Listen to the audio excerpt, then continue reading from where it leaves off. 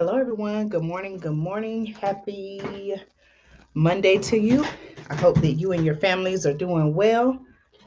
Um, it is also Memorial Day, so I definitely want to take time to um, recognize those, recognize and also give honor to those men and women who have sacrificed their lives defending our country. So, again, I want to wish you all happy Memorial Day. I hope that you and your families are all doing well. I am Andrea from Andrea Speaks TV. I'm here to bring you commentary you can use. So, this is a segment today I would like to call Monday Morning News. And so, I have uh, news stories, about six news stories that I want to bring to you all. Um, some of these stories may not necessarily be headline news, but it's definitely news that we need to know about. So, again, I want to say thank you all so much for tuning in, taking time out of your Monday, tuning in, and supporting the channel. Okay. Also, if you have not subscribed to the channel, I would like to invite you to subscribe and join our community. If you're someone who, like myself, you're concerned about the times that we're living in, you're seeking truth and transparency, then I would like to invite you to tune in. Not only to tune in, but to subscribe to the channel. When you subscribe to the channel, make sure that you also subscribe to all notifications so that way, whenever I do upload new content each week, you will be notified. Okay. Thank you all so much for supporting the channel. We're going to go ahead and get started because I know if you're like me and your family, if you're like me and my family, you probably have a busy day planned. So I wanted to come on much earlier than I normally do and give you all some news. Okay, y'all. So let's go ahead and talk about it. So, my first story that I want to talk to you all about on this Monday morning is Hurricane Agatha. Okay, so some people let me know in the comments, did you know that there was a hurricane that has actually formed near the country of Mexico? Let me know in the chat if you knew that or not. Okay, I first learned of this story on yesterday and I said, wait a minute, I need to come on and I need to let my people know exactly what's going on. Okay, so I do want to bring you some information on Hurricane Agatha. Okay, now this information comes from USA Today. Okay, USA Today. And the title of the article says, Going to be watching. Okay, Hurricane Agatha expected to hit Mexico on Monday, which is today. And the question is it a threat to the U.S.? Okay, now, this is according to USA Today. It says Agatha, the first named storm of the Eastern Pacific season, became a hurricane Sunday morning, became a hurricane on Sunday morning and was rapidly intensifying. Okay, that's according to the National Hurricane Center. Now, the article also says the storm is expected to make landfall along the southern coast of Mexico on Monday, and then, and I quote, quickly weaken and dissipate as it crosses Mexico. Okay, that's what the center is saying. Now, um, it's, and I quote, way too early to tell what, if anything, Hurricane Agatha means for the U.S. This is according to meteorologist Craig Setzer, who wrote on Twitter on Sunday. He was also quoted as saying that right now we're just going to be watching. Okay. AccuWeather meteorologist, the article says, noted they will be closely monitoring the, and I quote, leftover energy from Agatha as it crosses Mexico and enters the Bay of Campeche. Okay. He also was quoted as saying, here, there is a chance it could redevelop into the Atlantic Basin's first named storm, the outlet reported. Okay. The hurricane, it says, comes as federal forecasters expect yet another busy Atlantic hurricane season in 2022. As many as 10 hurricanes could form. Now, think about that, y'all. I don't know. Now, I probably should have done my research to see exactly how many hurricanes usually form in a season. But you all know, just like we've talked about right here on the channel, there has been so much unusual weather patterns that who knows, we may be about to experience a hurricane season like no other. Okay, thank you all so much for your support. Please take a moment to subscribe to the channel if you have not already subscribed, and also make sure that you invite a family member or friend to subscribe as well. Okay, you all let me know what you think about this news about Hurricane Agatha. Okay, I'm just give me just a moment. I'm trying to let others know that I'm live as well. And I want to say thank you all so much for your support and for tuning in. Okay. Thank you. Thank you.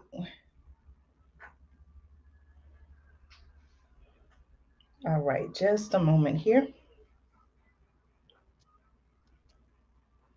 Okay. All right. So, again, we're here talking about Hurricane Agatha. I have a couple other news topics to cover. So make sure you stick around and continue to watch the video.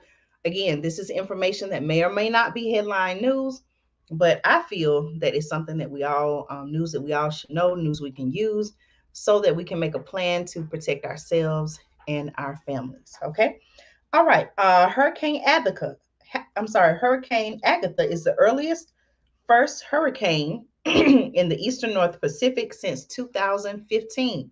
Okay, y'all, I just talked about unusual weather patterns, right? So, again, the article, this is coming from USA Today, says Hurricane Agatha is the earliest first hurricane in the eastern North Pacific since 2015, said Phil Klotzbach, a research scientist at Colorado State University, who wrote this on Twitter. Okay, now, as of 4 p.m. On Sunday, which was yesterday, the article says the storm was about 185 miles southwest of Puerto Angel, Mexico, moving northeast at 1 mile per hour, according to the National Hurricane Center. Okay. All right. Going back to the previous paragraph, it says the hurricane comes as federal forecasters expect yet another busy Atlantic hurricane season in 2022. As many as 10 hurricanes could form, meteorologists said last week. The Atlantic season begins June 1st and runs through November 30th. It peaks in August and September. Okay. So we know that what next week will be June, right? So again, according to the research scientists, Hurricane Agatha did come earlier than normally forecasted. Okay. Um, the article also continues by saying, this is a quote from the National Hurricane Center: a turn toward the northeast is expected later today, with a slow motion toward the northeast continuing through Monday night. Okay. Additional strengthening is expected during the next 12 to 24 hours, and Agatha is forecast to be near major hurricane stream. I'm sorry, y'all, let me go back. Additional strengthening is expected during the next 12 to 24 hours, and Agatha is forecast to be near major hurricane strength when it reaches the coast. Okay, that's according to the National Hurricane Center.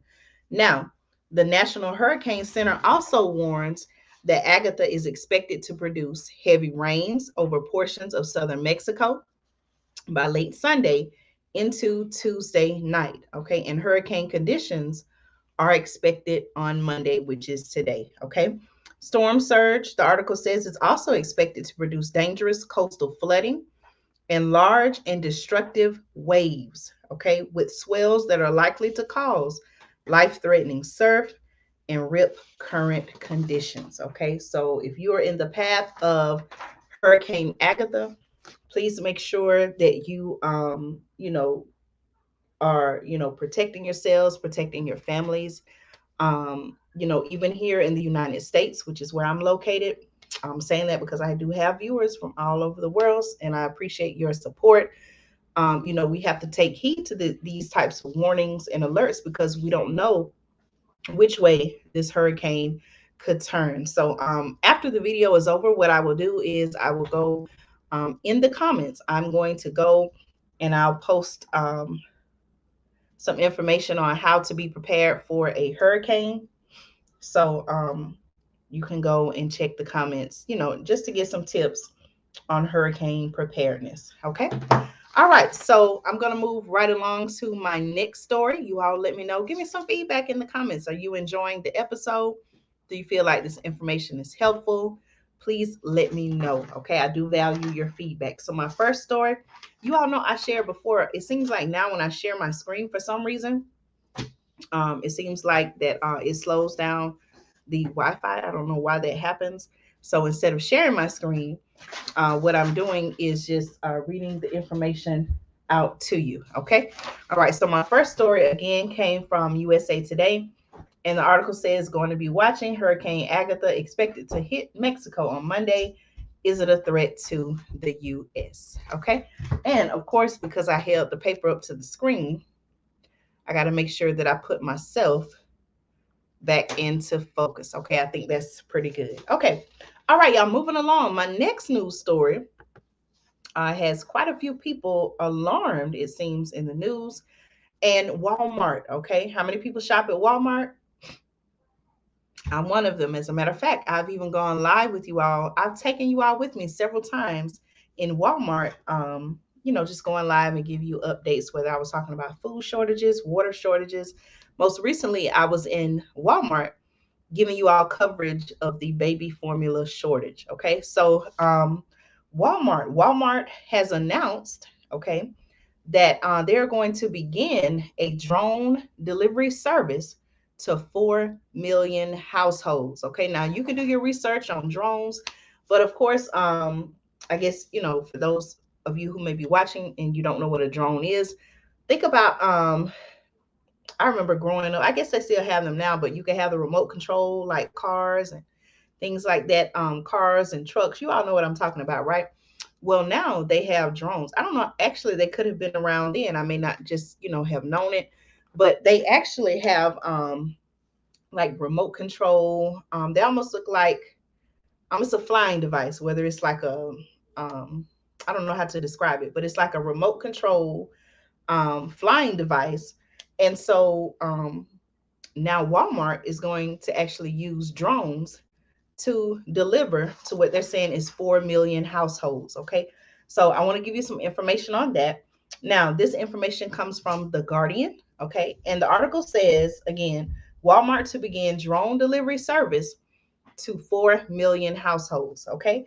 Now, the article says as many as 4 million American households will be able to get food, groceries, and supplies from Walmart delivered by flying remote control drones by the end of year. Okay, now that's according to the retail chain. Okay, Walmart, the article says, announced that its delivery service will operate drone up. Okay, drone up will be rolled out in 6 states, making it the country's first large scale drone delivery program. Okay, parts of Arizona, Arkansas, Florida, Texas, Utah, and Virginia could be on the receiving end of more than 1 million packages by drone annually. Okay, the firm predicted. Now, Walmart said it could charge, Walmart said it would charge $3.99 per delivery with a weight limit of up to 10 pounds, that if, according to the principle that, and I quote, if it fits safely, it flies. Okay. All right, what do you all think about that? Now, right away, Walmart, of course, Walmart is such a large retailer. I'm pretty sure that they're always looking for, as other companies are, I'm pretty sure that Walmart is always looking for ways um, you know, um, to scale their services or, find different ways to reach their customers. But you all know something I thought about? I immediately thought about, after reading the article, I said, okay, I see what they're saying, but I wonder what's really behind this. Like, why do they foresee? Because remember, this is supposed to be coming what later in the year, right? I thought to myself, do they know something that we don't know? Okay, remember how with the pandemic, we went into lockdown and a lot of places closed and people weren't traveling like they used to. Well, now with Walmart's announcement that they're going to offer drone services to 4 million households, and they're going to start in certain states to kind of test the market. It kind of makes me wonder, okay, um, are they planning to, have another like lockdown, or what is the reason why they want to all of a sudden offer these drone services? Kind of makes me wonder, right? What are your thoughts on that? I would like to know your thoughts in the comments. Okay. All right. Now, the company, the article says, did not specify how a vastly increased number of drones would negotiate airspace concerns. Okay. Some people are concerned about airspace quite naturally. Or listen to this, y'all, potential conflicts with other operators. Okay. Nor how the machines would be powered. These are all things that people, you know, are thinking about. Some observers, the article says, have argued, listen to this, that drone delivery could could represent a more energy efficient method of home delivery over road vehicles, okay, powered by fossil fuel, as well as potentially reducing urban air pollution. So again, y'all, I've talked about this in I don't know how many videos, but I told you all a lot of the things, a lot of the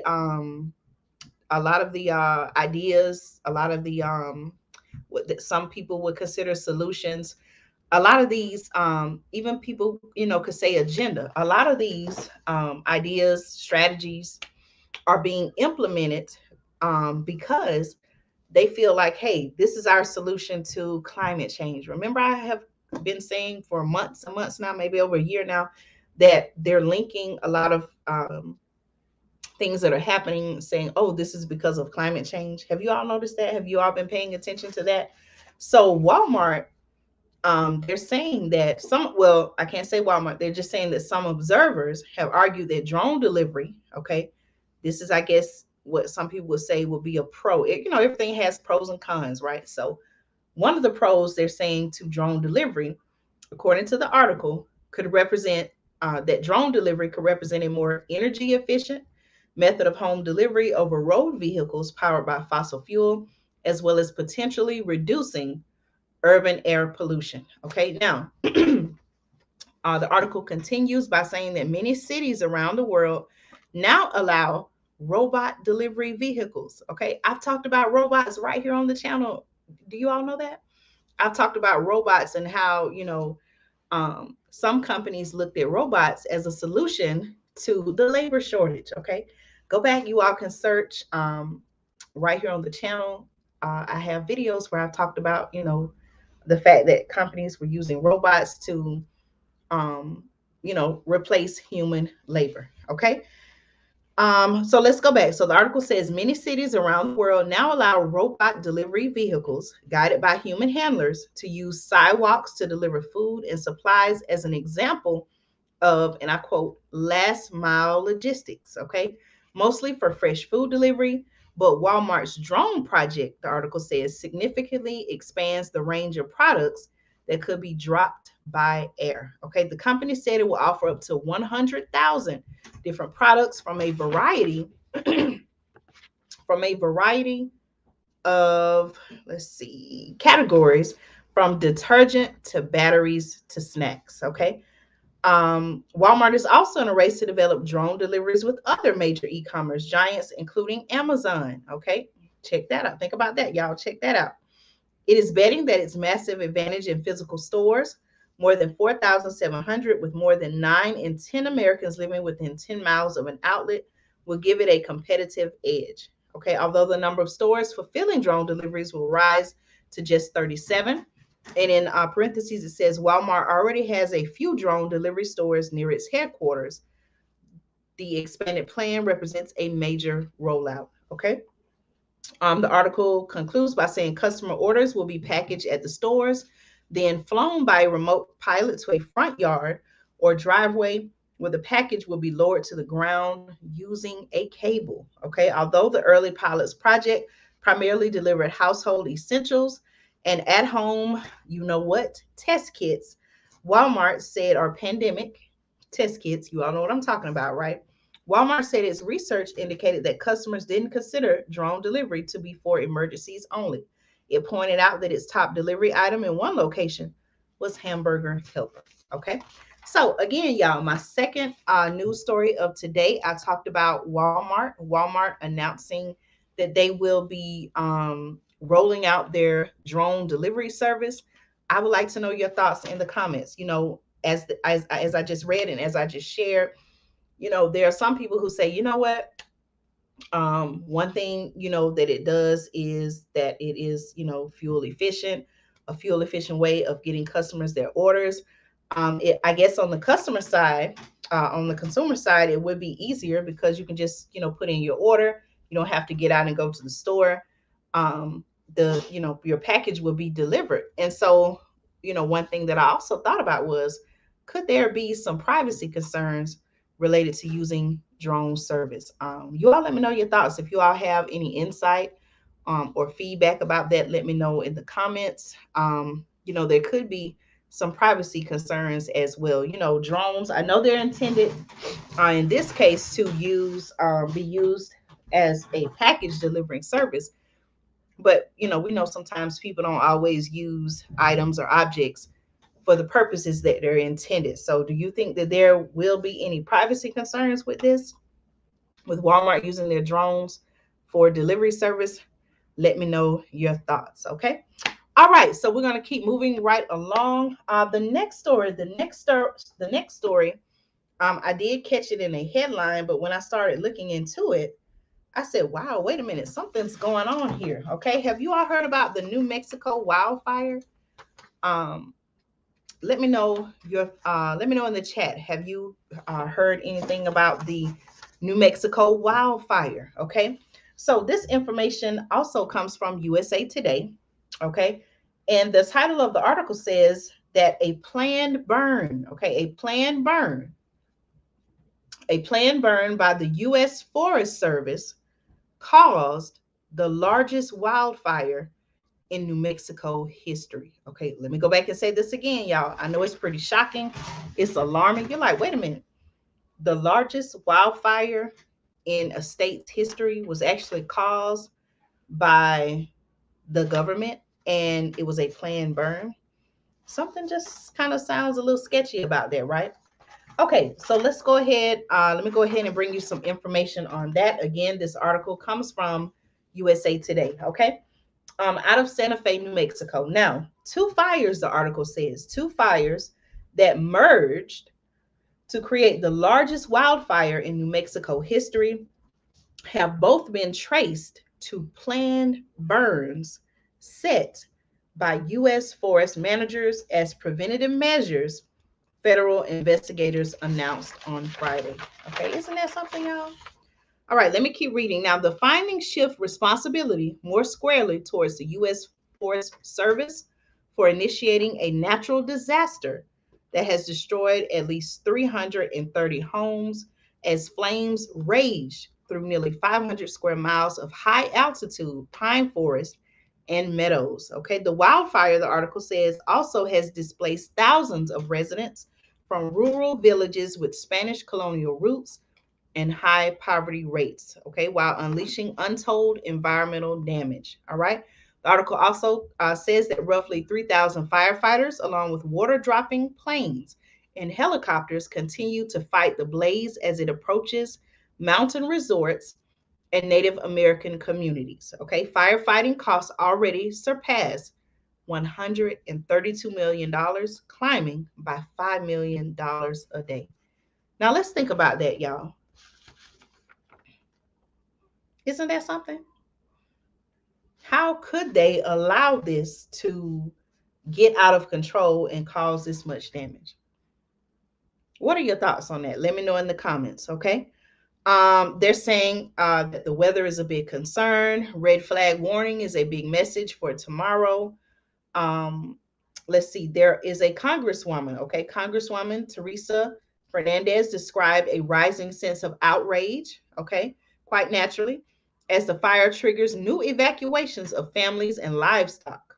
Okay, this is happening right now in New Mexico, y'all. It says fear of flames is giving way to concern about erosion and mudslides in places where superheated fire penetrates soil and roots. Okay, Here's a quote by the Congresswoman Fernandez, Here's a quote by Congresswoman Teresa Fernandez, who says, "The destruction these two fires cause is immeasurable and will be felt for generations." Okay, she's a sponsor of a bill that would reimburse residents and businesses routed by the fire. Okay, now the U.S. Forest Service, listen to this, y'all. The U.S. Forest Service has not yet released detailed planning documents for the original planned burns that might indicate whether fire protocols were followed. Okay, now, what is a prescribed burn? What is a planned burn? All right, scientists and forest managers, article says, are racing to develop new tools to forecast the behavior of planned fires amid climate change. Here we go again, y'all, climate change, right? And an enduring drought in the American West. The intentionally set blazes, okay, which are known as prescribed burns, are aimed at limiting the accumulation of timber and underbrush that, if left unattended, can fuel extremely hot and destructive wildfires. Okay.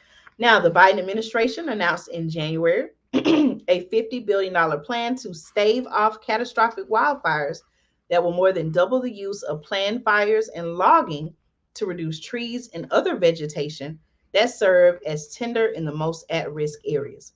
Prescribed burns often are used in wildland areas that are too vast to thin by hand or machine. Okay, so just to kind of give you some background on why they do planned or prescribed burns in the first place. Okay.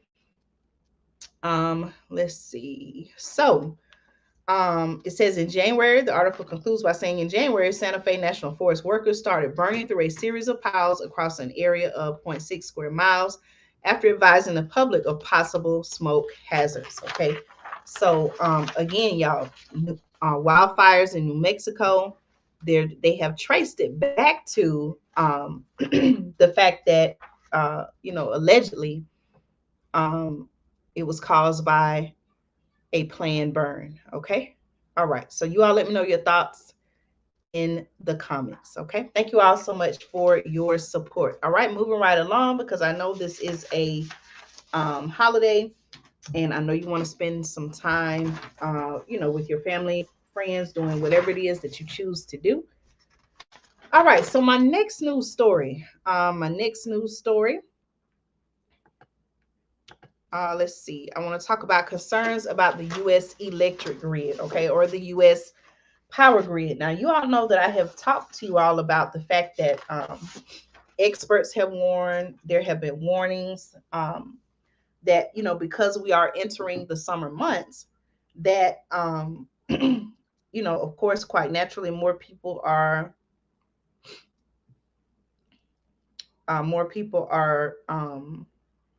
using their air conditioner to cool their homes.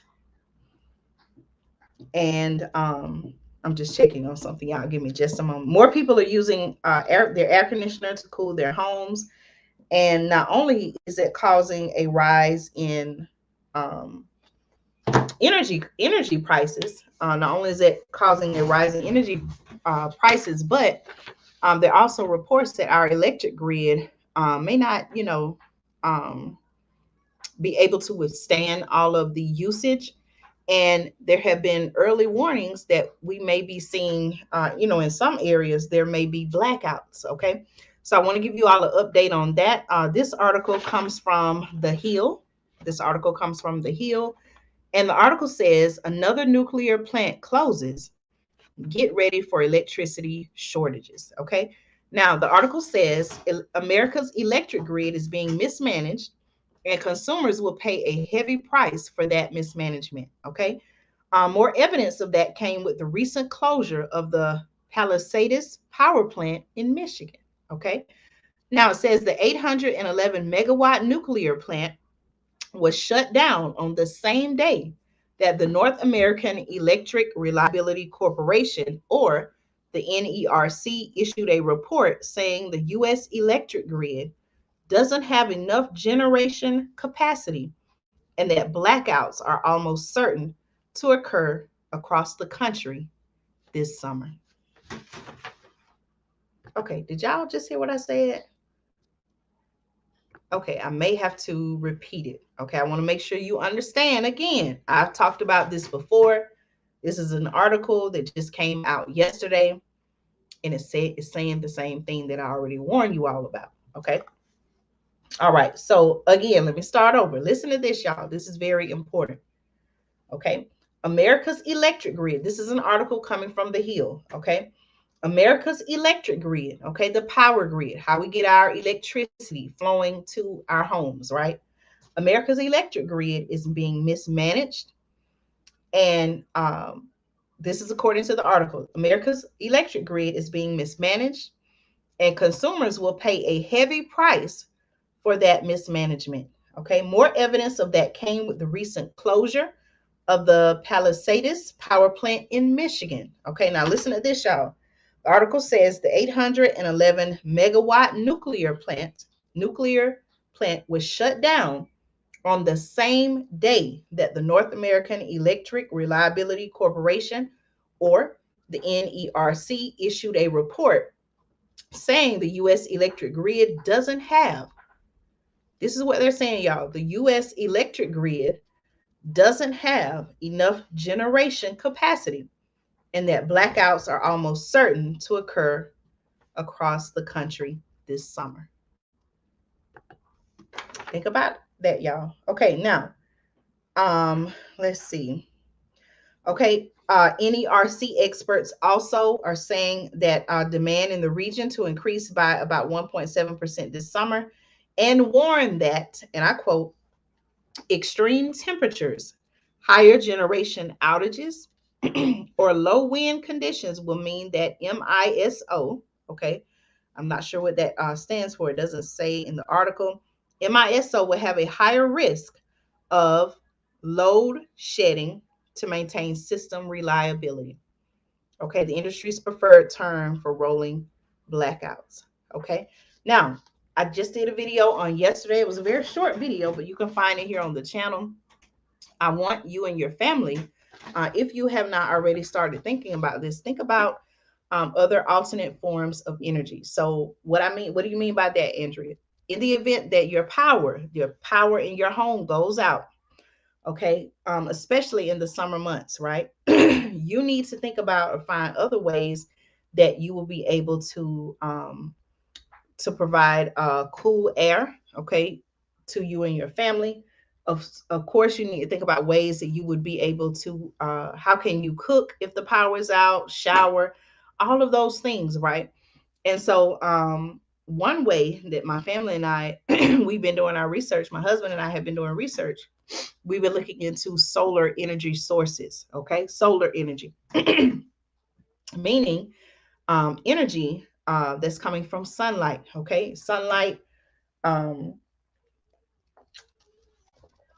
energy that we get from the sun, basically. So, I want you to do your research. I want to encourage you to do your research so that you can find the product or energy source that you feel like works, that you feel the, I'm sorry, I want you to do your research so that you can find the energy source, the power source that you feel like works best for you and your family.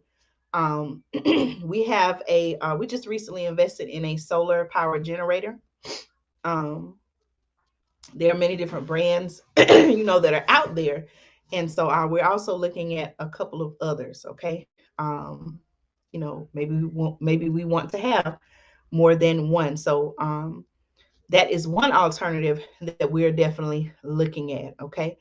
I'm going to keep reading from the article. Thank you all so much for your support and supporting the channel. Right now, I'm giving you all an update on concerns about our U.S. electric grid. Okay. Now, the article also says that, let's see, let me go over to the back.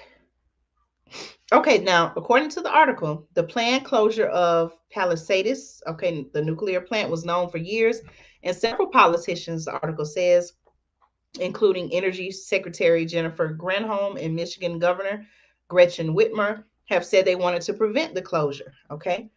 But since the plant was closed on May 20th, 11 days earlier than expected because of a mechanical problem, Whitmer's office has not issued any statements, nor has there been any public statement from the Biden administration about trying to rescue the plant whose decommissioning could take 2 decades. Okay.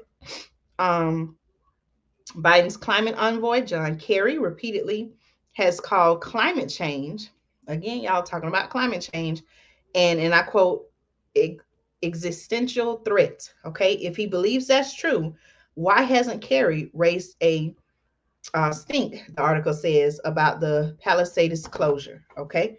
So this article was written in the opinion of the writer, who is Robert Bryce. And so he's just questioning why hasn't John Kerry raised a fuss basically about the Palisades closure. Okay.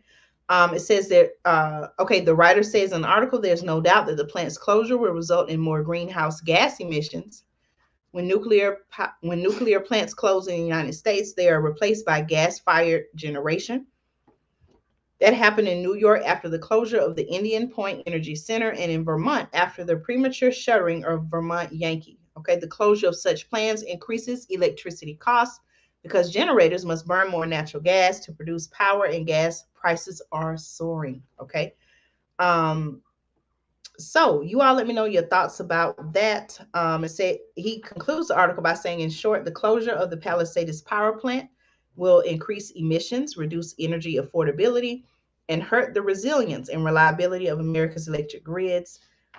I'm sorry, let me read it again. In short, he says the closure of the Palisades power plant will increase emissions, reduce energy affordability, and hurt the resilience and reliability of America's electric grid. Okay, so you all let me know, do you all have any concerns about the U.S. electric grid? Again, y'all, this is an example of where I say a lot of times stories are not headline news, but they're not headline news, but these are stories that we need to know about. Okay. So again, I'm going to be keeping you all updated, as I have been doing, about the crisis and concerns about our U.S. electric grid. One thing that I feel like, and we talked about this right here on the channel, I feel like as a country, the United States is not as energy independent as we should be. What do you think about that? You all let me know. What do you all think about that? I don't feel like, and the reason why I say that is because just look at what's happening. Currently, gas prices have started to increase again. Have you all seen gas prices increasing in your area? From my understanding, based on my research, a lot of countries, including the United States, we rely on countries like Russia, who's allegedly at war with Ukraine. We rely on them for energy. Okay, and with everything that's going on, so much happening, I think it has unveiled even more that as a country, the United States is not as energy independent as we should be. Okay. All right. So I wanted to give you an update on the U.S. electric grid. Okay. The next story that I want to talk about, is changes that are coming to the meat industry, and some new rules that have been announced by the USDA, okay, the United States Department of Agriculture. Okay, thank you all so much to those who are watching now live, or if you're watching by replay. I appreciate you all so much for your support. Okay, so the information that I want to report next comes from the Washington Examiner. Okay, it comes from the Washington Examiner, and the title of the article says, Biden continues targeting big meat with new USDA rules. Now, in one of my past videos, I actually reported to you all, most recently, I talked about there is a growing rise and concern for lab grown meat. Okay, if you haven't watched that video yet, make sure you go right here on the channel. I have over 100. I have almost 160 videos right here on the channel. But if you just go and you search right here on the channel, lab grown meat, and why we should be concerned, you'll be able to see, and hear the coverage that I brought on that story, and also share my concerns. So I find it very ironic, so to speak, that the same time, that this lab grown meat is being pushed. Hello to everyone who's watching. Thank you all so much for your support. Say hello. Let me know where you're tuned in from. I appreciate you for taking time out of your Monday, your Memorial Day, to tune in and support the channel. So thank you, thank you, thank you so much. Okay. So I find it very ironic, right? That the same time that it seems like there's a push for this lab grown meat, now all of a sudden here we are, and Biden. So this is not something that just came about yesterday, right? A couple of months back, maybe even last year, there was a concern that, meat prices are rising, and we're so concerned about the meat prices. And by the way, hey, the meat industry is controlled by I think it was four big companies, and we need to do something. We need to do something about this because it's not fair. This is what they're alleging now. This is what our administration is saying, and other people who raise concerns about this. They're saying, hey, wait a minute, we got to do something about this. It's not fair, and the American people are hurting because meat prices are so high. So this is what the Biden administration says is their solution. Okay, so let me read this to y'all. Okay, just listen to this story now. So again, this information comes from the Washington Examiner, and the article says Biden continues targeting big meat with new USDA rules. Okay, again, y'all, USDA stands for United States Department of Agriculture. Okay, now, the article says this: the Biden administration continued its crusade against big meat, okay, the meat industry, this week with the unveiling of new rules designed to lower prices. I just shared that with y'all, right? And to spur more competition within the industry. So I left that part out. So basically what they're saying is, in the meat industry, okay, they're saying that the reason why we're seeing the rising prices, right? We all know inflation has hit us with everything from groceries to clothes to car parts to everything, right? And so what they're saying is, because there are primarily four big companies that control the meat industry, and because they're saying it's not a lot of competition, that's the reason why people like you and I are seeing these high prices for meat. Okay, but listen to what the Biden administration is saying. They're giving us what they say is their solution. Okay, now, again, the Biden administration continued its crusade against big meat this week with the unveiling of new rules designed to lower prices and spur more competition within the industry. Okay, now the Department of Agriculture has unveiled proposals. Proposals, it says, will help small farmers compete and cut against the dominance of four large meat processing companies. That's what I was saying, y'all. Ideas it has promoted dating back to 2021.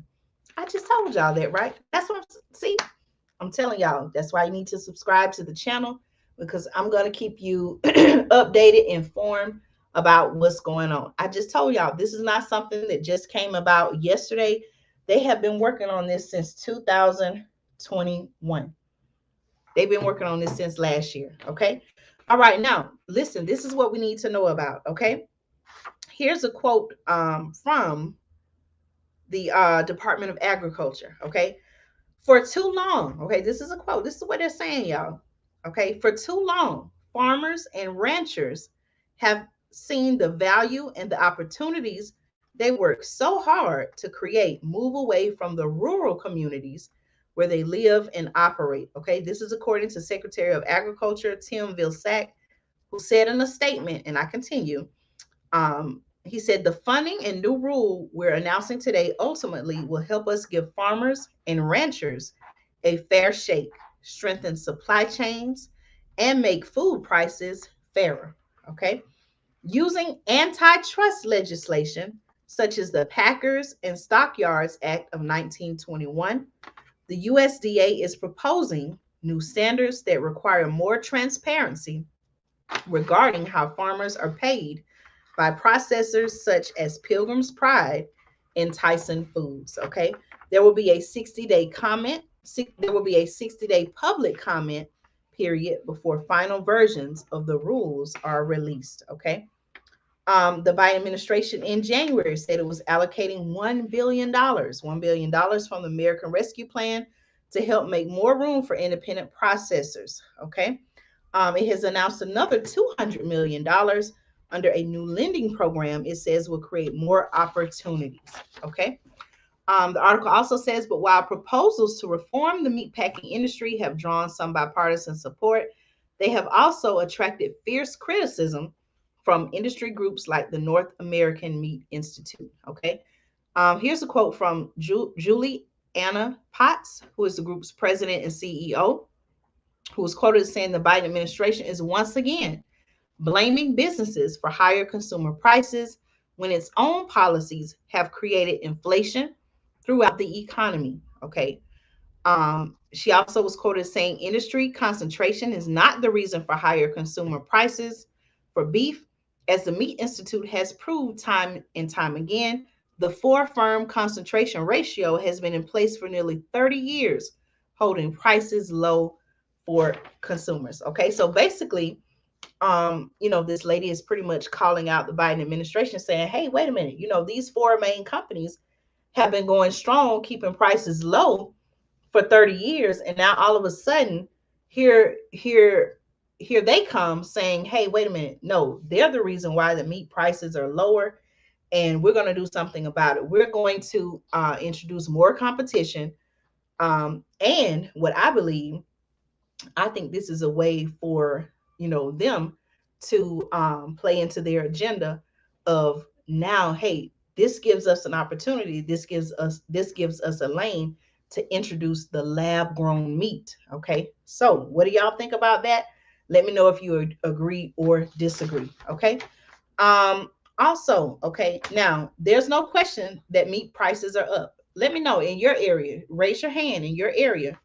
Are you seeing an increase in the prices of meat? Okay, I have seen that as well. Now, actually, the market where I go, last year, okay, in the past, their deli meat has always been $7.99 a pound, right? I'm just giving you an example. There are many others out there, but the deli meat has always been $7.99 a pound. Okay, I like to get their deli meat because they cook it fresh, everything right there. Okay, it doesn't have all of the um with nitrates and different things that they put in deli meat. Okay. But now all of a sudden it's a whole $1 more per pound. So now it's $8.99 per pound. $8.99 per pound. So I've seen increases in my area. That's just one example. Have you all seen increases in your area? Okay. So the article is saying there's no question that meat prices are up. In April, the Consumer Price Index showed that meat, poultry, fish, and eggs were up 14% from last year, nearly twice as much as the overall inflation rate, which was at a 40-year high that month. Okay, now, conservative economist Stephen Moore echoed the same concerns, okay, as Julianne Potts, who is the group's president and CEO. Um, and he also stated that President Joe Biden's moves are little more than a distraction from the larger issue of inflation. Okay, let me repeat that because I kind of got a little tongue tied. Okay, so let me go back to her quote, right? The Biden administration is once again blaming businesses for higher consumer prices when its own policies have created inflation throughout the economy. To me, now that sounds, I can agree with that, right? Let me know your thoughts. Okay.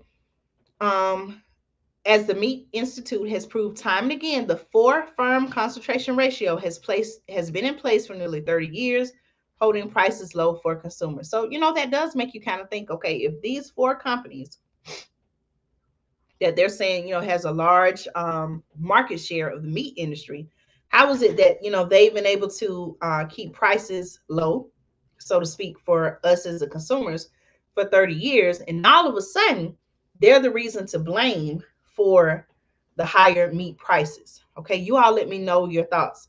Someone shared in the comments We need to remove our reliance on this system. Natural resources are more important than ever. Okay, I definitely would agree on that.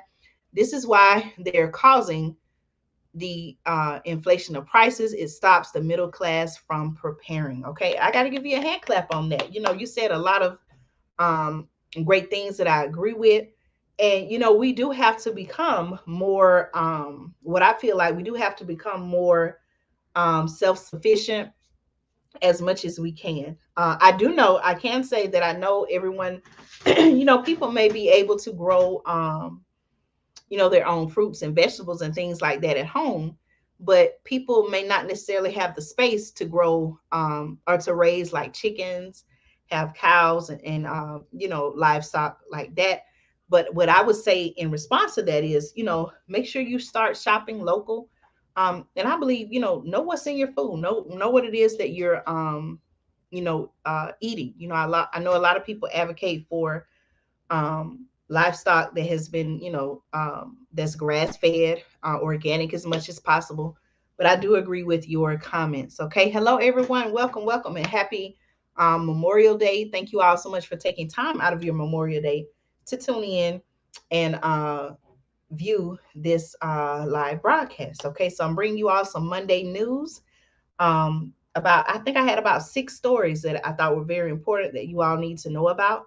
Someone also shared that bartering will be essential in the near future. Yes, as we see the value of the dollar is decreasing, not nearly worth as much as it used to be when you think about how much you can buy for every dollar. So it may come a time, just like one subscriber shared, it may come a time where we're having to barter and say, in exchange for this, I'm going to, give you that. Okay. So again, that's something else that we got to be thinking about. Okay. Thank you all so much for contributing to the channel and sharing your thoughts. Okay. So again, I'm here talking about the meat industry and new USDA rules. Okay. Now, let's see. Okay. The question is, who is to blame for the problem and what will fix it? Okay, who is to blame for rising meat costs and who will fix it? Now, industry groups point to market factors such as rising input costs,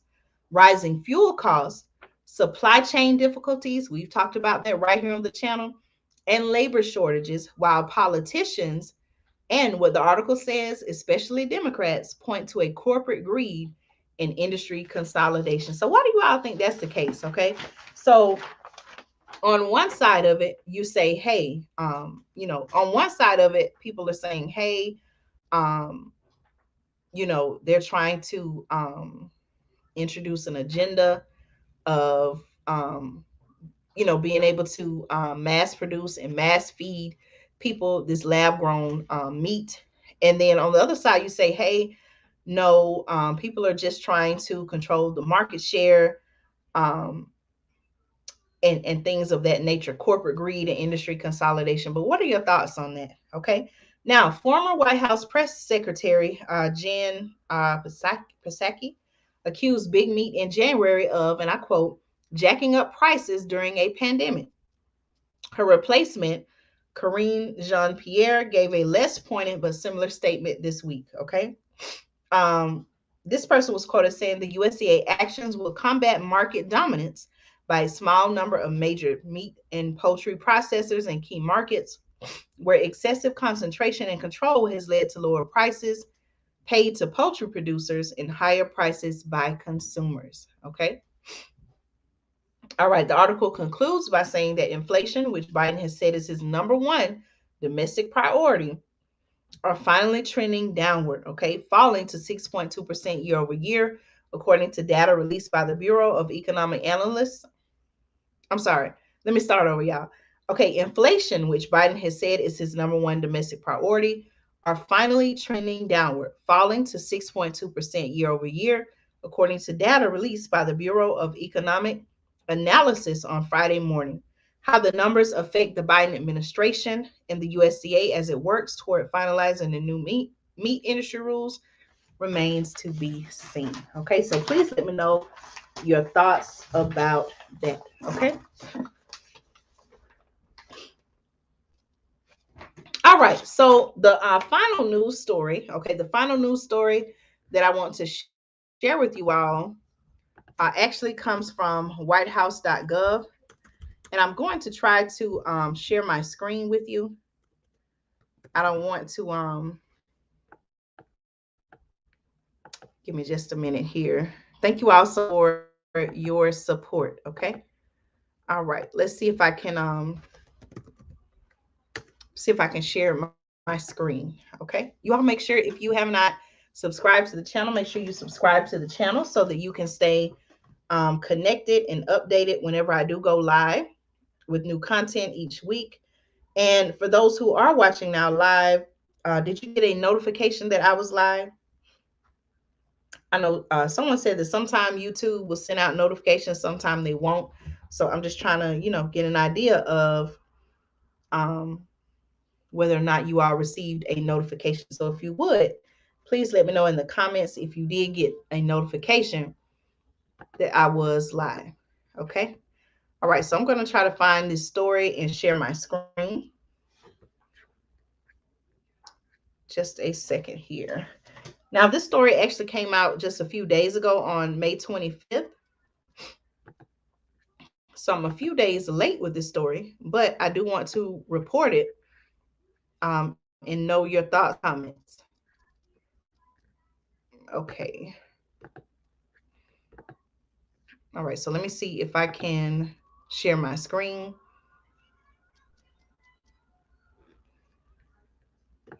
All right. Let's see. Bear with me, please.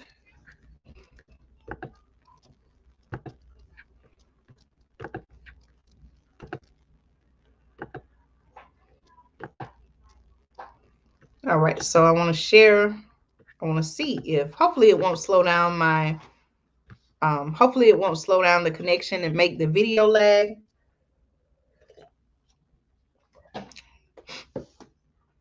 All right. Are you all able to see the screen?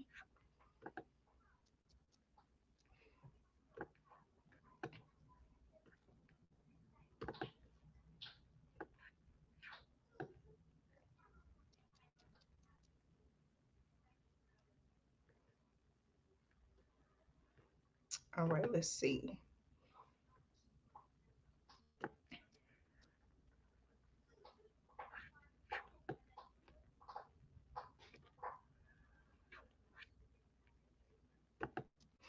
Okay. All right. So the final story that I want to share with you all this morning, this news story came out on May the 25th.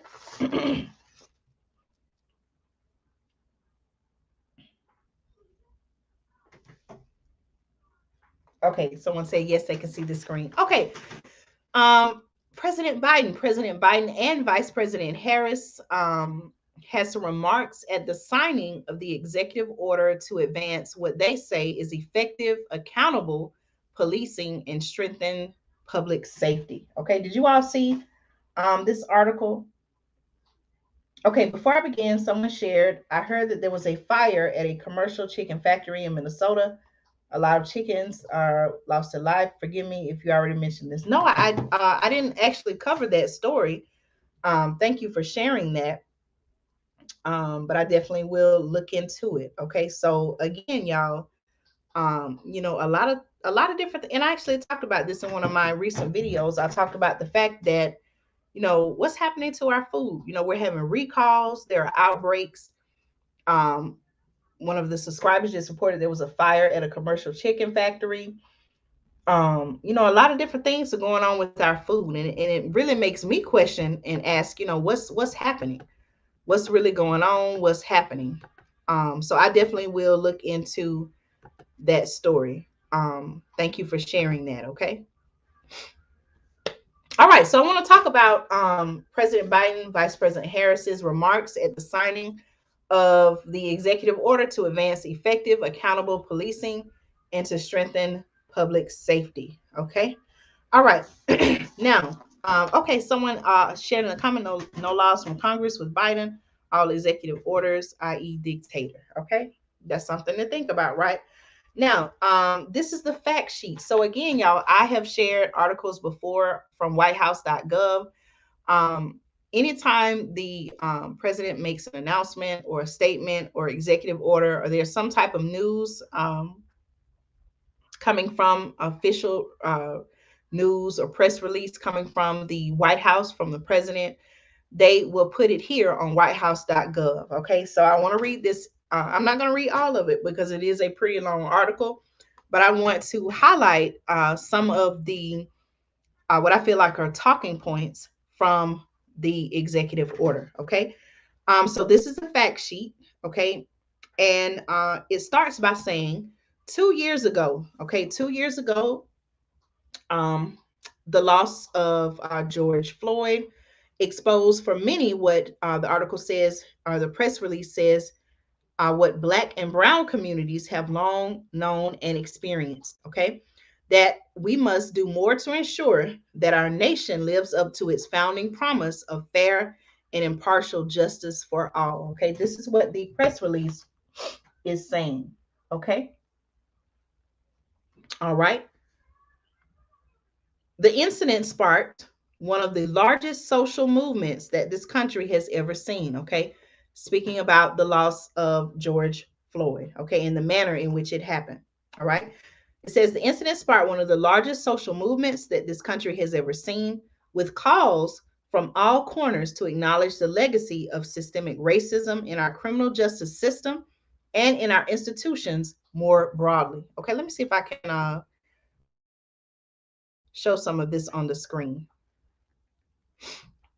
Okay, hold on, y'all. Actually, I want to share the fact sheet. Okay, what I have on the screen is, hold on just a moment, y'all. Let me make sure I have what I'm reading. Okay, so I'm reading the fact sheet. I think I had the remarks on the screen. So let me go to the next article. Thank you all so much for your patience. Okay, while I'm pulling this up, let's see.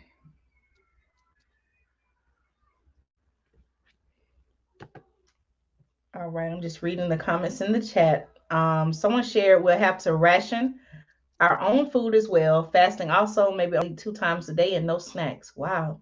Okay. Um, Someone said gas was 189 the day George gas was $1.89 the day George Floyd happened, or what, the situation that happened with him where he lost his life. Now I know they didn't take this down from the site. Okay. So let me just double check.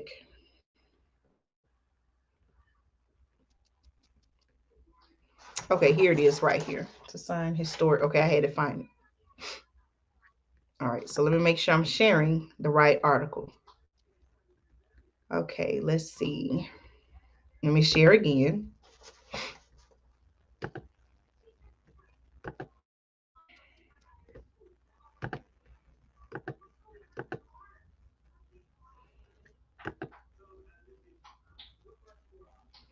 Okay, so it is loading now.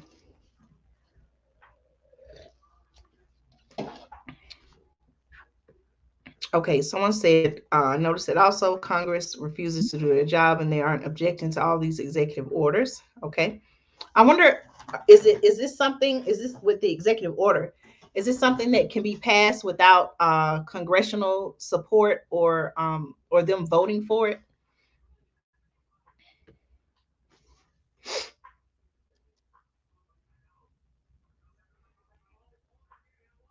And then also, someone talked about the forcement of slavery. It seems that, based on the way the amendment is read, it seems like slavery is, you know what, let me read it. Someone brought up the 14th Amendment. Give me just a second.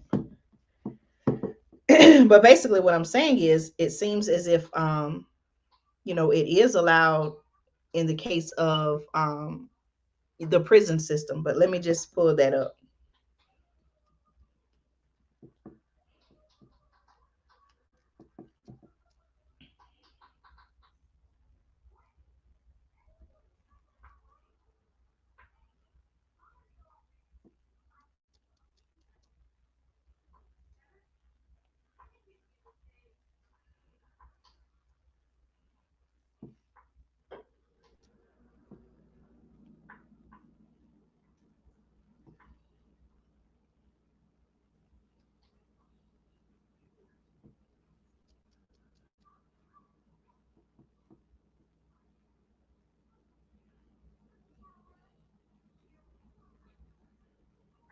So the 13th Amendment, right?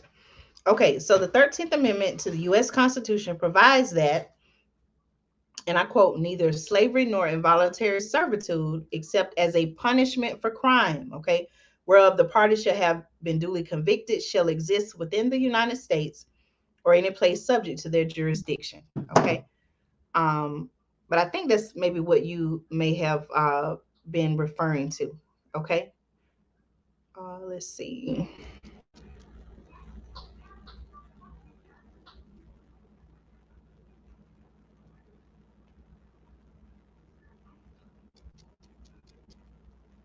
Okay. All right. So I just want to share some information, some highlights from the fact sheet. President Biden to sign historic executive order to advance effective, accountable policing and strengthen public safety. So the question that I ask is this enough? Are these real solutions? Okay. Um, so again, I'm not going to read all of the article, but I am going to read some of the highlights. Okay. All right.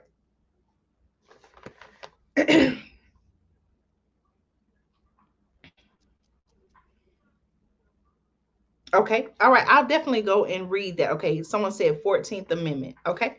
I'll check that out. Now, 2 years ago, okay, the loss of life of George Floyd exposed for many what Black and Brown communities have long known and experienced that we must do more to ensure that our nations live up to its founding promise of fair and impartial justice for all. Okay. The incident, the press release says, sparked one of the largest social movements this country has ever seen, with calls from all corners to acknowledge the legacy of systemic racism in our criminal justice system and in our institutions more broadly. Okay.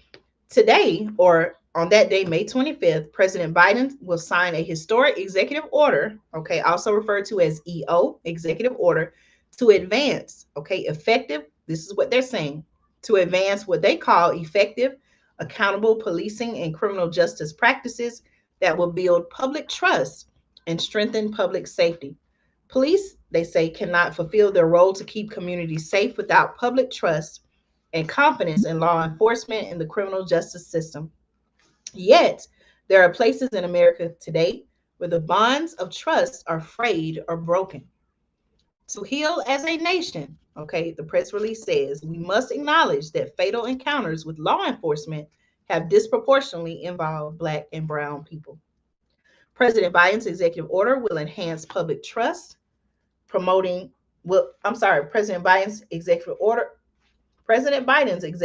will enhance public trust by promoting accountability, transparency, and the principles of equality and dignity in policing and the larger criminal justice system. All right, I'm going to just scroll up a little bit so you all can see it on the screen. Okay. And again, I'm just reading the highlights. Okay. Increased trust makes policing more effective, they say, and thereby strengthens public safety. Without that trust, victims do not call for help. This is what they're saying. Okay. Witnesses do not step forward, crimes go unsolved, justice is not served. The executive order mandates measures for all federal law enforcement agencies, leveraging the president's direct authority over the executive branch. Okay. So I think someone earlier in the comments was asking about, Congress. Does Congress have a say so? It pretty much just said that this executive order, he can implement this executive order over the, well, Congress is what the legislative branch of government, right? So I'm not sure. You all let me know. So does the executive order supersede whatever Congress would have voted on? You all let me know that in the comments, okay?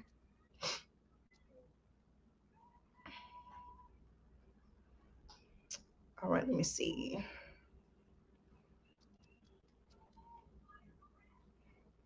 Okay. All right. The executive order, it says, mandates measures for all federal law enforcement agencies, leveraging the president's direct authority over the executive branch. The executive order also requires the use of federal tools such as guidance on best practices, training, and technical assistance, and grant making to support reforms at state, tribal, local, and territorial law enforcement agencies that will strengthen public trust and improve public safety across the nation. Okay. So this executive order is going to do the following. It's going to promote accountability. It's going to create a new national database of police misconduct. Okay. And I'll go back and post a link to this article so that you all will know the specifics. Okay. Just to highlight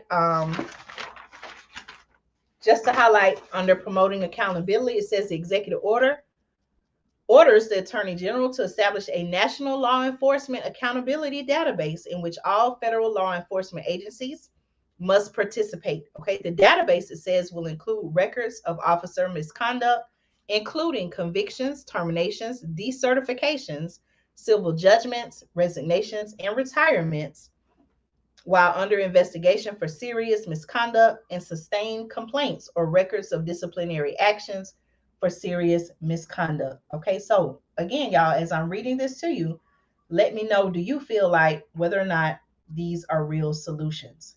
Okay. All right. Also,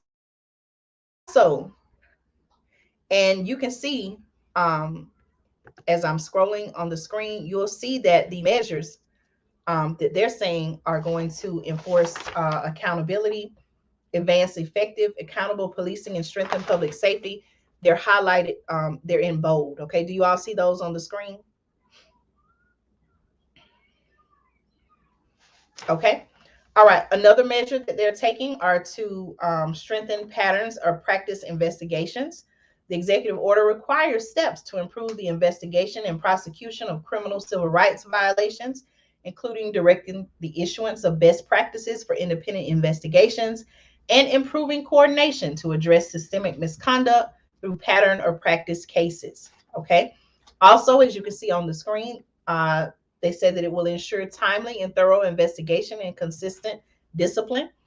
The executive order requires federal law enforcement agencies, that's what LEA stands for, to adopt measures to promote thorough investigation and preservation of evidence after incidents involving the use of deadly force or deaths in custody, as well as to prevent unnecessary delays and ensure appropriate administration of discipline. Okay. All right. To continue, it's also going to mandate the adoption of body-worn camera policies. Okay. They're going to adopt and publicly post body-worn camera policies that mandate activation of cameras during activities like arrests and searches, and provide for the expedited public release of footage following incidents involving seriously body harm, involving, let me go back. Okay. The executive order orders all federal law enforcement agencies to adopt and publicly post body-worn camera policies that mandate activation of cameras during activities like arrests and searches, and provide for the expedited public release of footage following incidents involving serious bodily injury or deaths in custody. Okay, so again, you all let me know, do you all feel like these are real solutions that our administration will be providing? Okay. Raising standards. Okay. This executive order also says that they're going to raise standards. One of them, the first one, it says they're going to ban the use of chokeholds and carotid restraints unless deadly force is authorized, and restricts the use of no-knock entries. Okay. There have been other incidents in the past that have made headline news that we know where, these measures were put into place, and, people lost their life. Okay. So they're going to ban the use of chokeholds and carotid restraints unless deadly force is authorized, and restricts the use of no-knock warrants. They will also require new standards that limit the use of force and required de-escalation for all federal agencies. They're going to restore and expand upon the Obama-Biden administration's restrictions on the transfer of military equipment. Supports for law enforcement with improved systems and training. They're going to require an updated approach to recruitment, hiring, promotion, and retention of enforcement officers. Reimagines crisis response. They're going to prioritize officer wellness, require new standards for accreditation for accrediting bodies. They're going to also implement a new evidence-based annual anti-bias training to improve data transparency and oversight of new technology, tracks data on use of force incidents. Again, I'm going to go back and post this link in the comments after the video so that you all can read it in depth.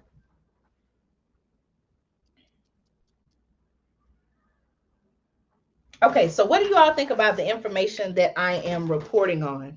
Do you feel like these are measures that are going to be helpful in the future? Are they going to decrease the amount of um, officer involved, police involved um, incidents where the person who was apprehended or the person who was stopped, is it going to decrease the chances of that person losing their life? You all let me know your thoughts on this topic in the comments, okay?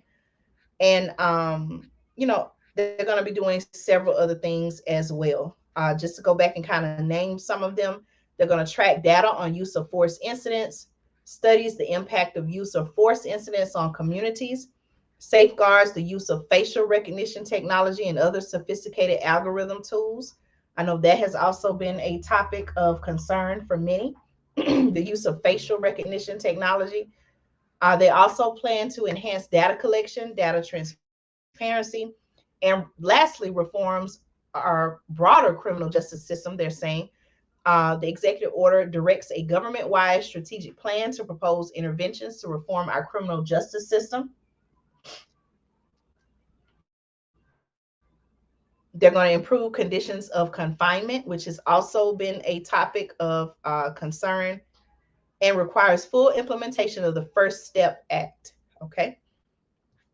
So those were some of the highlights from this particular executive order. So, the way I personally feel about it, when we think about, or when I think about police interaction with the community, I definitely feel like, we're growing up in a time where so much has happened, and so many negative things have happened specifically that for many people it has changed the way that they view police officers and interaction with police. um some people may have become more nervous to even interact with police because of everything, because of um national stories that we have seen, where um involving people, and even in some instances, children losing their lives. But I do feel like that there needs to be better, there needs to be a sense of trust, so to speak, between the community and the police. I feel like, that people should, I feel like people will be or will have more trust in the police if they see people policing, if they see people on the police force that actually look like them, that represent them. I think that will make a huge difference.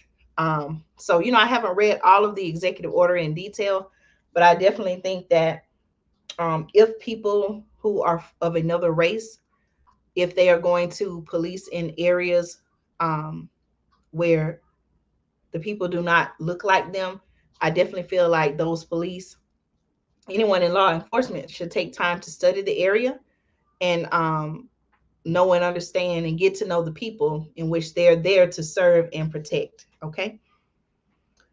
Let's see a couple of people. Let's see.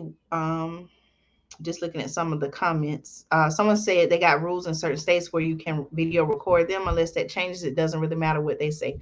Are you saying that you can video record the police?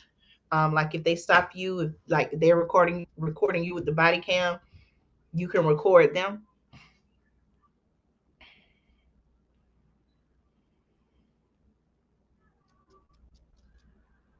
Okay. All right. So you all let me know your thoughts on the executive order. Is it enough to make changes. Should more be done? You all let me know your thoughts on that. Okay. All right. So, if you are just tuning in and you missed the broadcast, please make sure that you go back and watch it. I talked about several different topics. I'll go over them again. The first topic that we covered, I gave you all an update on Hurricane Agatha, okay, which is right now somewhere around the country of Mexico. Based on reports, it is the first hurricane to start earlier than the normal hurricane season since I think 2015. So in the beginning, I talked about and gave updates on Hurricane Agatha. I also talked about the Walmart drone delivery service. For the first time, they're going to roll out the drone delivery service to over 4 million households. I also talked about the New Mexico wildfires and how they're tracing the start of the wildfires back to a planned burn by the U.S. Forest Service. So I talked about that. I also gave an update on concerns about the U.S. electric grid and how the recent closure of a nuclear power plant has fueled further speculation and further concerns that our U.S. electric grid is in trouble. So you all know just yesterday I made a video and I've talked about it right here on the channel. I've talked about the need for us to start thinking about alternate forms of electricity. My family and I, we've invested in a solar power generator and we are looking at a few others. Okay, not saying that you just only need to have one. It could be a good idea to have more than one. Okay, but I'm gonna let you decide what you feel like is best for you and your family. But we definitely, now that we're coming into the summer months, it's getting hotter, and we have more and more people who are trying to cool their homes. We definitely want to look at other sources of energy. Okay. And one of them is solar power energy from the sunlight. Okay. I also talked about the meat industry and changes to the meat industry, new USDA rules. And then I talked about the executive order on policing and public safety. So, again, I want to say thank you all so much for supporting the channel, for taking time out of your Monday to tune in and support the channel. Did anyone have any final comments, questions, comments, concerns that they wanted to share? Someone did share a solar backup home battery will be a great addition. Okay. Let's see. Someone else shared. Thank you. Great show. Everybody else, please enjoy the rest of your day. Thank you to the veterans. Yes. And their services and sacrifices. Okay. Thank you to those who have um, lost. We want to give thanks and honor to those who have made the ultimate sacrifice and given their life to serve their country. So, again, I want to say thank you all so much for your support. I hope that whatever you choose to do today, whether you're at the beach or whether you're outside, maybe you go to the mall and shop. I don't know. It's so much to do on today, right? Oh, speaking of shopping, y'all, let me see if I can share my screen and tell you all about this. Okay, so like I said, y'all don't go anywhere yet. Okay, I just thought about this is impromptu. So as we were looking, my family and I, as we were looking at solar power energy, we noticed that. Did you all know this? Let me know in the comments. Some stores are actually limiting. They're putting limits now on how many solar power generators you can buy. Did you all know that? Let me know in the comments. Did you all know that at some stores they are putting a limit on how many solar power generators you can buy? Okay, let me see if I can pull up Home Depot on my screen. I want you all to see this. So that lets me know even more and more that, hey, more and more people, I don't know, maybe they're watching Andrea Speaks TV or not. I would like to think so. But I know I'm not the only person that talks about solar power energy. But the fact that they are now placing limits, okay, I think this is at Home Depot. I'm going to go to Home Depot and see what they're saying. But Home Depot has placed on, okay. Someone said, no, I didn't know that, but it makes sense. Right. So more and more people are saying, you know what? Let me invest in solar power energy. So I'm going to share my screen with you if it comes up. And I want you to see this, okay? Let me see if I can pull this up on the screen. Give me just a minute, y'all.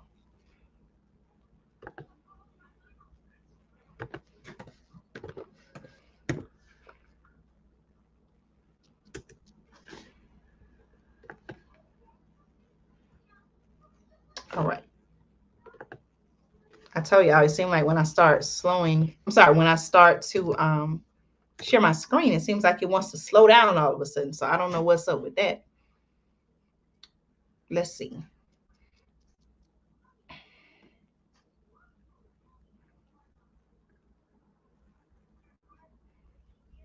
Okay, so it's coming up slowly but surely. Thank you all so much for your support. And while we're waiting on the screen, while we're waiting on me to share the screen, let me know what are some ways that you and your family have invested in alternative forms of energy. Um, let me know whether you're using. You say, okay, where our backup is the charcoal grill, or we have a like a outside stove that we cook on. What are some ways that you and your family have invested in other energy sources?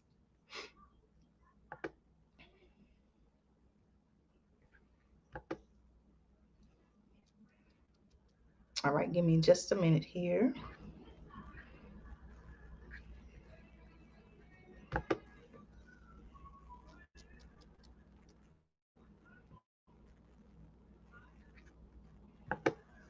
All right, it's coming up. And you know, I'm saying solar power energy, that's just one source, but there are others out there.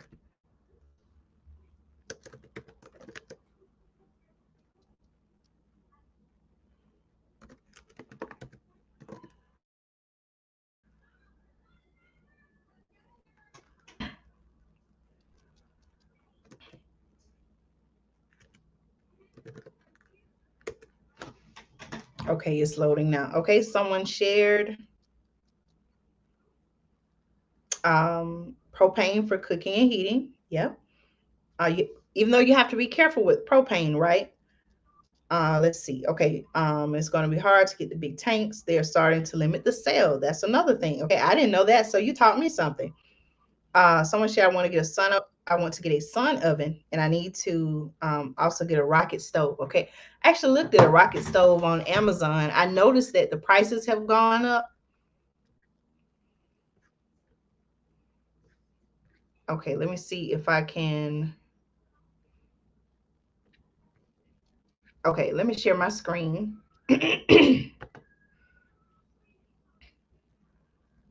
I never heard of a sun oven. What is a sun oven? I'm gonna have to let me write that down. Sun oven. Is that kind of where you just cook outside? All right, so I'm sharing my screen.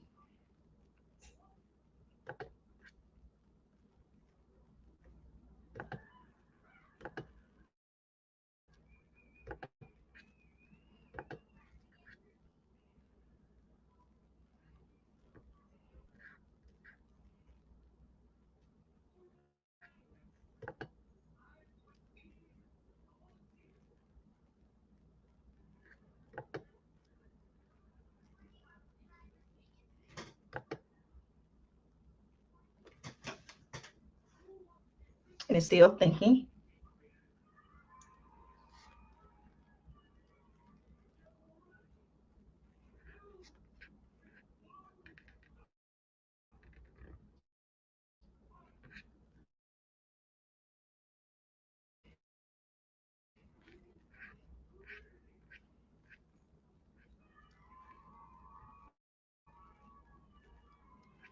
Okay, so on some brands, it looks like they are limiting.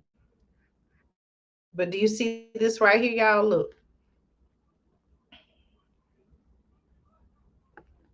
see where it says limit 5 per order. You all see that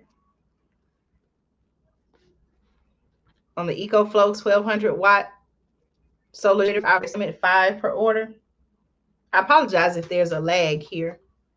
You all see that?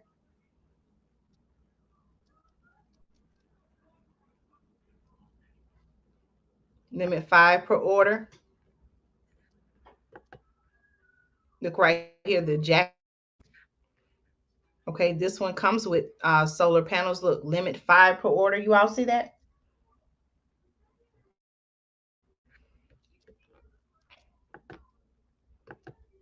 I think the sharing the screen is causing a lag. Okay, so I just wanted to share with you all to let you know that some stores are now placing limits on solar power generators. Okay.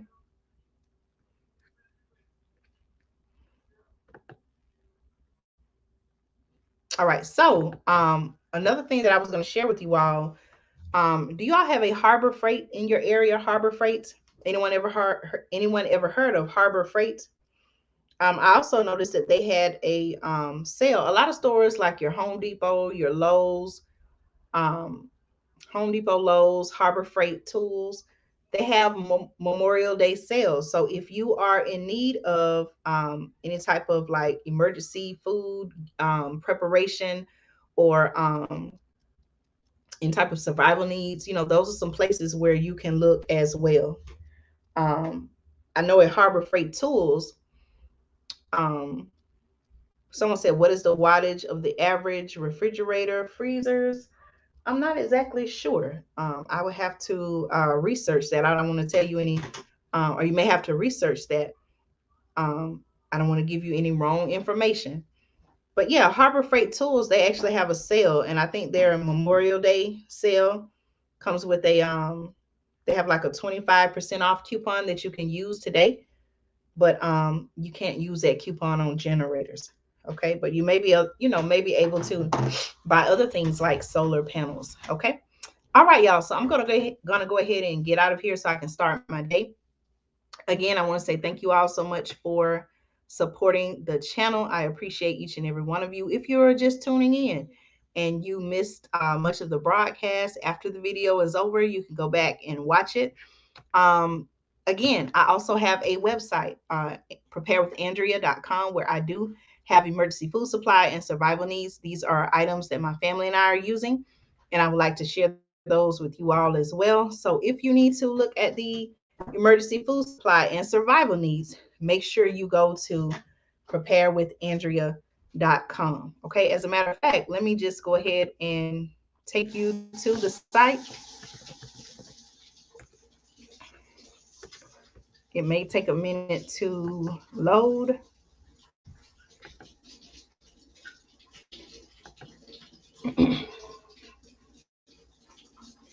Let's see.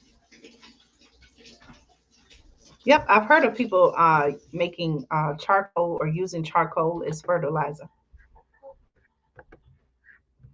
All right, so let me share my screen with you.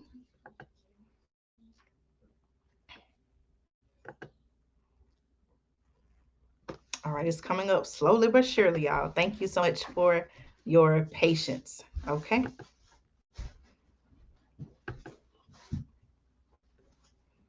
Let me select. Okay. All right, so if you need some additional emergency food supplies, survival needs, and you have not visited my website, I do want to put it on the screen for you. I'm actually going to be placing another order soon. I may even have some things in my cart. All right, it's coming up.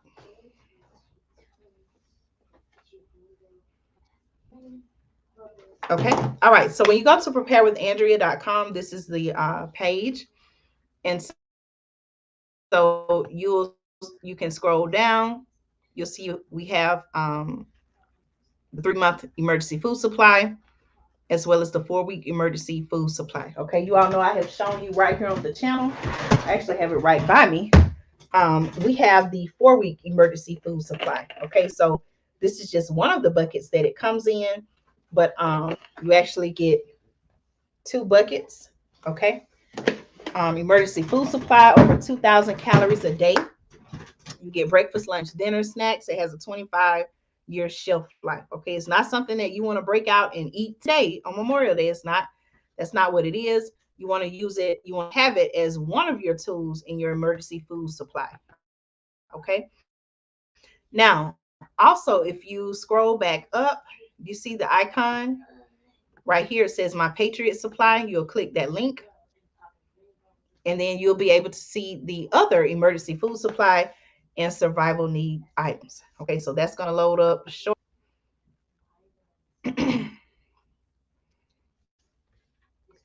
And again, you'll go to preparewithandrea.com.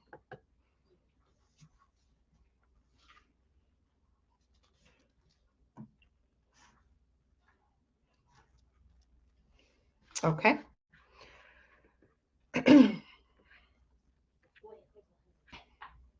And so if you look at the tabs, you have emergency survival food, survival items, water filtration. Even gives you some tools to items to help you prepare for summer, sprouting seeds, air purification. There are even some deals of the day.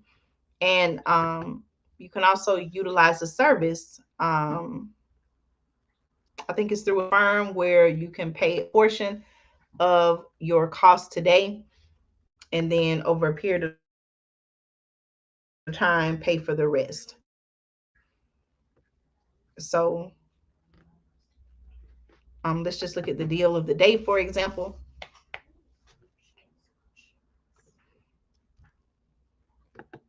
That's going to load up.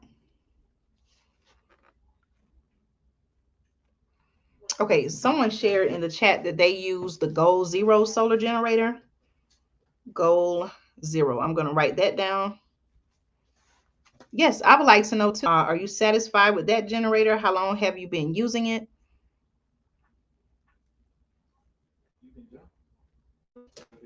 Okay.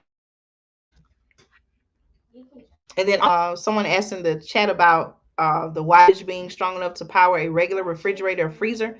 They also make some refrigerators that are small enough and compact enough to where you can actually put them in your car. So you may want to research those as well. I think it's pretty much called like a car refrigerator or car freezer, but can also be hooked up to solar generators as well. Okay. All right. It may be because I'm sharing my screen, but for some reason, it's very slow to load it. I actually have two items in my cart now. Um, you may can't see because of the logo in the top right corner, but I'm going to be placing an order for some more items soon.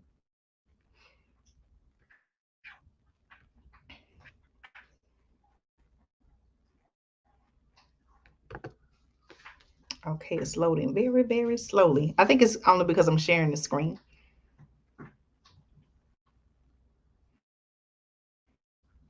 Okay, where can you order the goals? I'm gonna check that out, or maybe I can just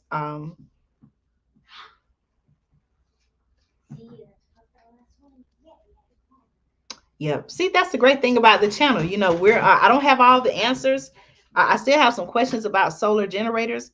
I really don't have all the answers, but I'm definitely doing my research on that. Okay. All right. So for some reason, the screen is okay. Here it is. So water filtration.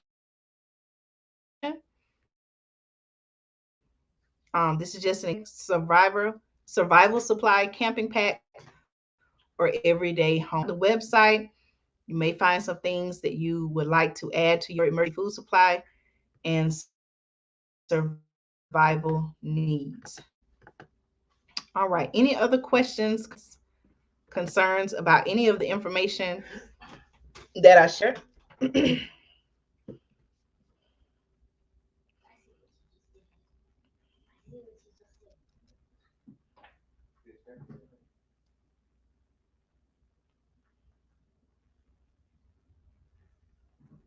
All right, so I'm gonna look up Goal Zero for their for their solar power generator. Okay, thank you so much for sharing that.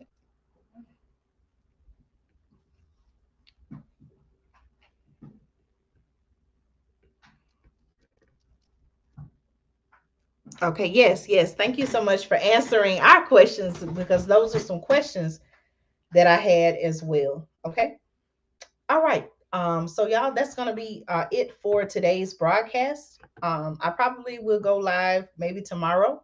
I'm gonna spend the rest of the day with family, and I hope that whatever you choose to do on this day, that you have a fun, safe, enjoyable holiday. And as always, thank you all so much for supporting the channel. Okay. Let's see. Someone asked me a question. Okay. Do you have any predictions for this upcoming week? When you say predictions, when it comes to what type of predictions are you asking about?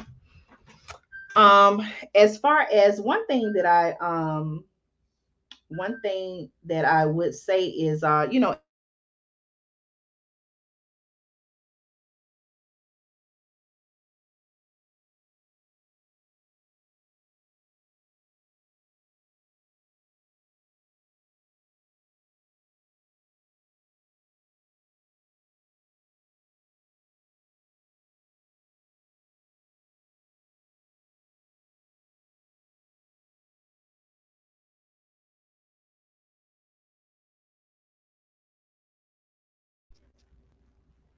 okay, for some reason my microphone muted and I got a notification saying it lost connection with the mic. That was weird. Okay, any predictions for the upcoming week? Okay, so what I was saying is I tend to study a lot of what's happening with the stock market. And it was down for a period. The stock prices were down, and now they tend to be coming back up. And I saw a report where it said that a lot of people are waiting on the upcoming jobs report.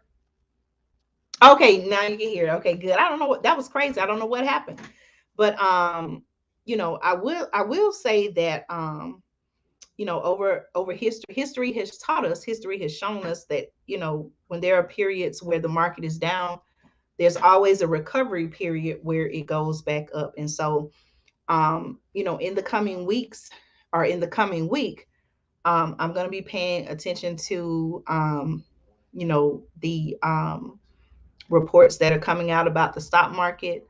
To be more specific, inflation rates. I feel like inflation is going to continue to, we're going to continue to see higher prices, um, all across the board.